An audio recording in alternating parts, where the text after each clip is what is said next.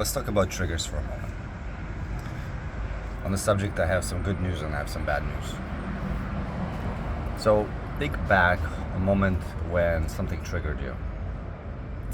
When someone was inconsiderate, or maybe they were angry and they scared you. Or maybe they shamed you. They pointed out a flaw within you, and all of a sudden you felt really uncomfortable and wanted to hide. Well, here's the interesting truth. When you look back on your relationships, think of all the ways where, especially in romantic relationships, your romantic partner upsetting you about something, some of their behaviors that they've done. And then think of relationships you had before them and relationships you had after them.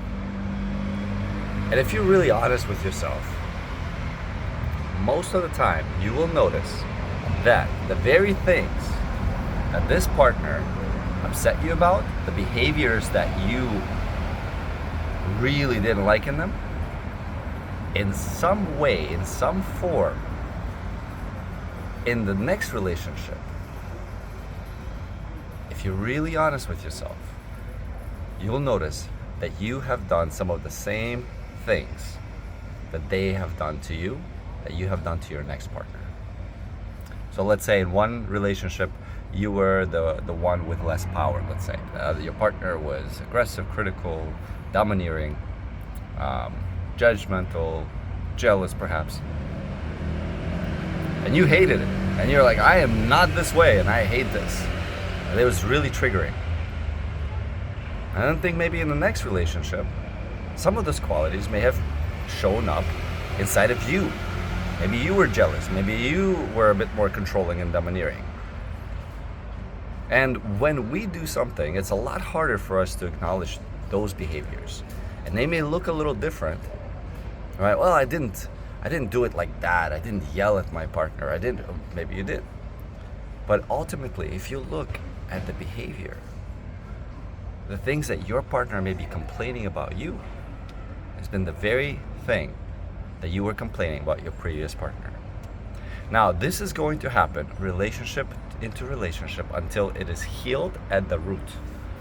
And what that means is that you can not like some trait in your partner or other people in your life. Even it could be your neighbor, it doesn't matter. And as long as that behavior triggers you, as long as your impulse is, I don't want to be near this, I don't have to do anything with this, as long as that is a reaction, that means that that energy actually lives within you. And that is the reason why it's so triggering. And the reason why it's so triggering is because we are not willing to feel it. And I'll be the first to admit that I have been in that situation where, let's say, my ex-partner was domineering, controlling, critical, and then I became domineering, controlling, critical, right? And when I noticed that, I didn't like what I saw, right? And I find this with my clients. I find this with just observing the world, and the good news is, right? So the bad news, I guess you could say, is that you can't run away from it. It's inside of you unless you deal with it. But the good thing is that it gives us an opportunity, this amazing, incredible opportunity to release these triggers from within us, these experiences we've had from when we were kids, from when we had like the trauma of those experiences, right? And it's not to say that if somebody, well, let's say,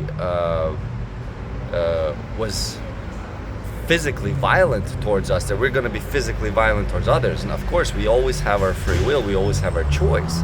But the energy of the violence still lives within us. And it either going to come out as violence towards others, or it can come out as violence towards ourselves, or it can be super suppressed and cause us to be depressed, right? So really trust that if something triggers you, if something bothers you, it can also be something in the news. It can be anything. That energy you are resisting within you, and as long as you're resisting that within you, that energy is going to have some control over your life, whether it's through your behavior or attracting behavior of others. So here's my suggestion. When something triggers you, first of all, notice that that trigger comes from within yourself and take responsibility. I am triggered. I have judgments about that. I don't like it. And you have every right to have those feelings. And have them. Really, really have them. Notice how your trigger brings out the impulse. This is your impulse to shut the other person down, to attack them. Is your impulse to run away? Is your impulse to shut down? Right? Really, really take notice of how you respond to the trigger. Okay?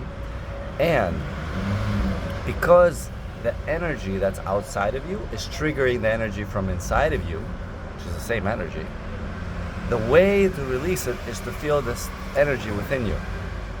And here is the easiest way to do it.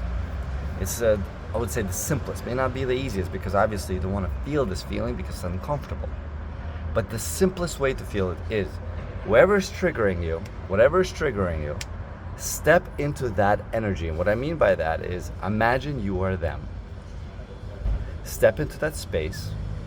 So let's say somebody yelled at you, or somebody shamed you, or somebody criticized you, or somebody neglected you. Imagine you are them, facing you. Embody their energy. Step into their space, right? And channel that energy. And what I mean by that is give it words and really amplify it.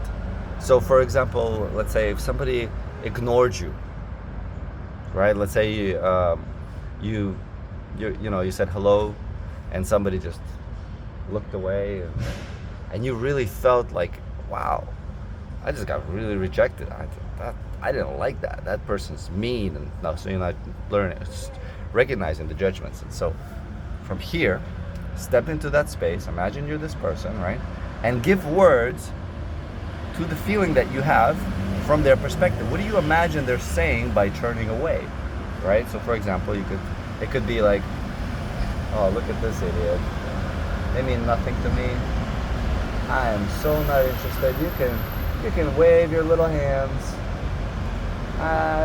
You mean less to me than the pebbles on this road, right? And so the person that looked away may have just been distracted, or maybe they had something going on for them in their own life. You don't know. But because it triggered you, right?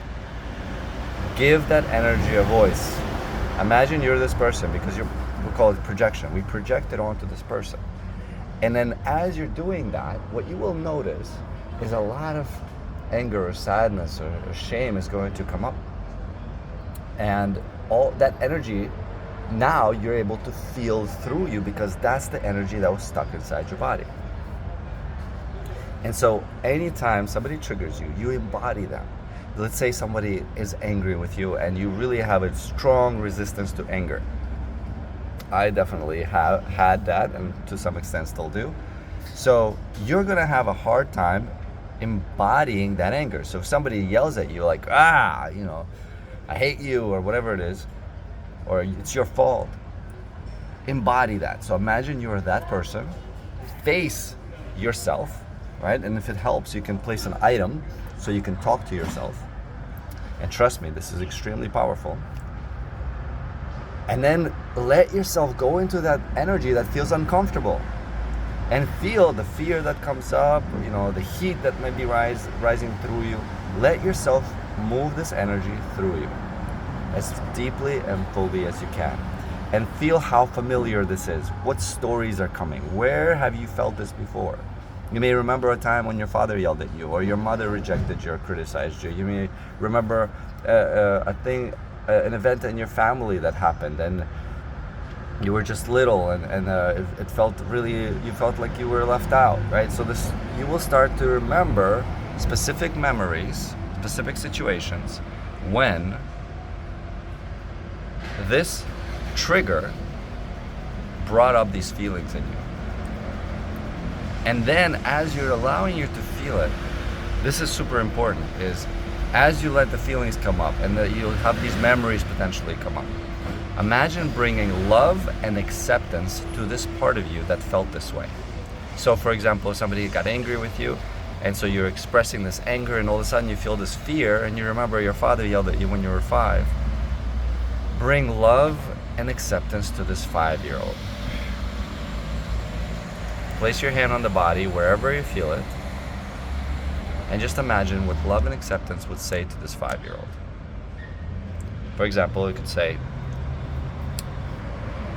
it's not your fault, right? Because potentially the 5-year-old might have felt like, oh, my father's anger is my fault.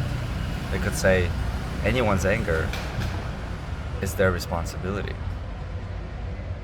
Right? You didn't deserve that. Or it could say, let's say somebody ignored you. That love and acceptance could say, like, your inherent worth does not change depending on a person's validation of you. You are whole and worthy just the way you are. Nothing can ever change that. And then finally, the next step you can take is to tell. So you step back into yourself. You turn towards the trigger, right? And you tell them how it made you feel.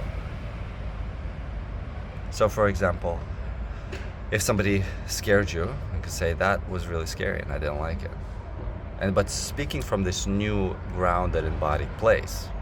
So now that this trigger has now worked through your body, now you have felt through it, now your adult self can speak to this part, or a more clear embodied younger self. And you could say, I'm not okay with being yelled at. I didn't deserve that. Or I would really love to connect with you. And if you choose not to connect with me, I'm still okay. See that? And that closes that circle. Because ultimately, when somebody triggers us, that just means that there's been an experience that happened at some point in our life that was too big for us to process. And perhaps we had a misunderstanding within ourselves, about the world, and now we're living from that perspective. And so by doing this process, by embodying the person who triggered you, you're moving the energy that you're resisting. By bringing love and acceptance to the part of you that felt triggered, you're bringing acceptance to the feelings that you had. And bringing love to that feeling is the healing, is the medicine that will help you correct and heal that part of you that had that painful experience. And then when you step back into yourself, now you're embodying a new version of you. A new version of you that can set boundaries, a new version of you that can speak up or to take self-care, that can see the truth of what's really, really going on. And when you do that, you will quickly notice that not only when you are when you feel perhaps an intense feeling of wanting to act in this particular way that somebody else acted that triggered you, if you haven't fully processed it, you'll have a great awareness about it. And at least you'll be like, whoa, yelling at another person is not right because that didn't feel good to me. Wow, let me sit with that feeling for a second. So you'll have great awareness and you'll have choice, not an unconscious reaction, but you'll have embodied presence. Now, the next thing that will happen if you really feel through it is you'll see the person that used to trigger you and you'll feel compassion for them, and you'll have clarity on how to act and what to do without destroying the person, rejecting the person. You will clearly know, like, I know what that's like. I know where that person's coming from. I've got compassion for where they're at, and the way they're handling it is not cool. And I'm not going to be in the line of fire of that. I'm going to step out, and I'm going to go my own way. but it's not a reaction, it's an assertive decision. I hope this helps. Leave a comment how this relates to your life. If you try it, share what happened. I wish you well. See you in my next video.